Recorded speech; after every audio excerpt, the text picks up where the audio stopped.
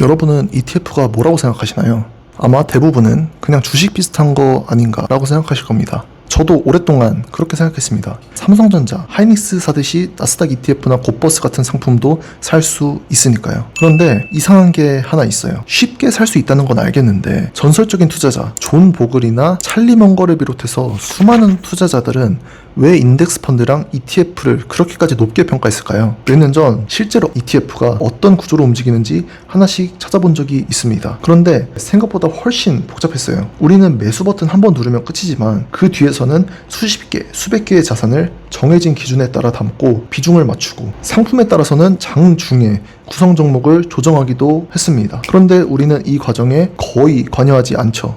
저는 이 구조를 처음 제대로 알고 나서 ETF를 완전히 다르게 보기 시작했어요. 그리고 이 관점은 제 투자 방식 자체를 바꾸게 됐습니다. 오늘은 제가 대체 뭘 봤길래 ETF가 최고의 발명품이라는 그들의 말을 깨닫게 되고 어떻게 투자 방식을 바꾸게 됐는지, 그리고 그걸 실제 투자에 어떻게 적용하고 있는지에 대해서 말씀드려 보도록 하겠습니다. 대표적으로 S&P 500 ETF를 떠올려 보자고요. 우리가 여기에 ETF 없이 직접 투자한다고 한다면 500개 기업을 하나하나 사고 각각의 비중을 맞추고 구성 종목이 바뀔 때마다 다시 사고 팔아야 합니다. 이게 아예 불가능한 일은 아니겠지만 개인이 직접 하기에는 현실적으로 굉장히 어렵죠. 그런데 ETF를 이용하면 사기만 하면 끝입니다. 어떤 종목을 몇 % 들고 있어야 하는지, 종목이 빠졌는지 새로 들어왔는지, 비중이 어떻게 바뀌어야 하는지는 내가 굳이 알 필요도 처리할 필요도 없습니다. 그런데 액티브 ETF나 레버리지 또는 인버스로 가면 더 복잡해집니다.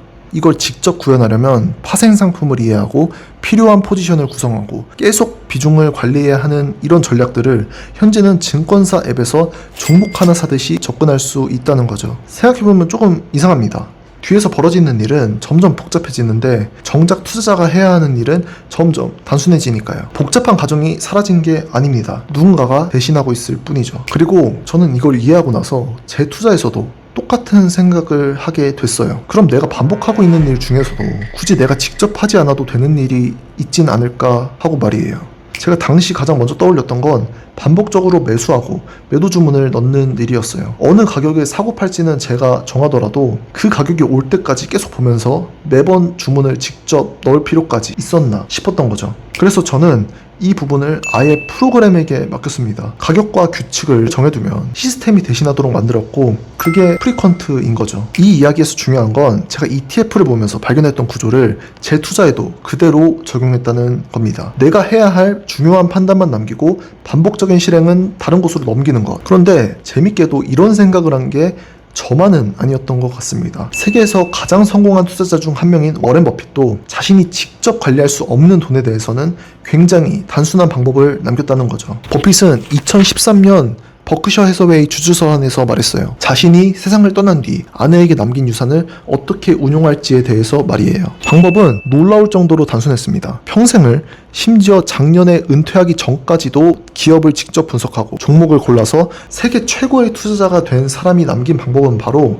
현금의 90%를 S&P 500 ETF에 넣으라는 것이었습니다. 정작 복잡한 투자 기법이 아니었던 거죠. 저는 여기까지 생각하고 나서야 그들이 왜 ETF를 고평가했는지에 대해서 알게 됐습니다. 좋은 투자 방식은 사람이 더 많은 일을 하게 만드는 것이 아니라 사람이 직접 해야 할 일을 줄이는 방향으로 발전해 왔다는 것을요. 개인이 직접 구현하기 어려운 전략도 하나의 상품으로 접근할 수 있게 됐습니다. 저는 이때부터 투자하면서 목표를 바꿨습니다. 예전에는 어떻게 하면 투자를 더 잘할 수 있을까를 생각했다면 지금은 이 중에서 내가 굳이 직접 하지 않아도 되는 일은 뭘까를 먼저 생각하게 된 거죠. 그렇다면 이걸 실제 투자에는 어떻게 적용할 수 있을까요? 가장 간단한 건 ETF를 사는 것이겠죠. 근데 영상을 여기까지 보신 분들이라면, 그리고 조금 더 앞서가서 생각하시는 분들이라면 자신의 투자 과정에서 반복되는 일을 먼저 떠올려 볼 겁니다. 종목을 고르고 매수 시점을 정하고 주문을 넣고 비중을 맞추고 매일 차트를 보며 매도 여부를 이걸 직접 해서 조금이라도 더 나은 성과를 낼 수 있다면 당연히 그렇게 하는 게 맞습니다. 하지만 그걸 확신할 수 있을까요? 이젠 정말 내가 직접 해야 하나를 고민해야 할 때입니다. 예를 들어 장기간 일정 금액을 투자할 생각이라면 적립식으로 매수하게끔 정해버릴 수 있죠. 특정 섹터에 투자하고 싶다면 종목을 직접 고르고 관리할 필요가 없겠죠. ETF가 있으니까요. 혹시라도 내가 원하는 방식으로 운영되는 상품이 없을까봐 걱정하지 않으셔도 되는 게 2025년 8월 기준 미국 거래소에 상장된 ETF가 4,370개, 개별 종목이 4,172개로 이미 종목 수를 뛰어넘는 ETF들이 상장되어 있습니다. 찾으면 다 있다는 거죠. 그런데 이걸 넘어서서 완전히 새로운 방식으로 반복해야 하는 일이 있다면 만들어져 있는 서비스를 사용해서 직접 규칙을 만들 수도 있습니다. 가상자산 주문을 자동화하는 프리퀀트 같은 걸로 말이죠. 물론 모든 걸 자동으로 만들라는 뜻은 아닙니다.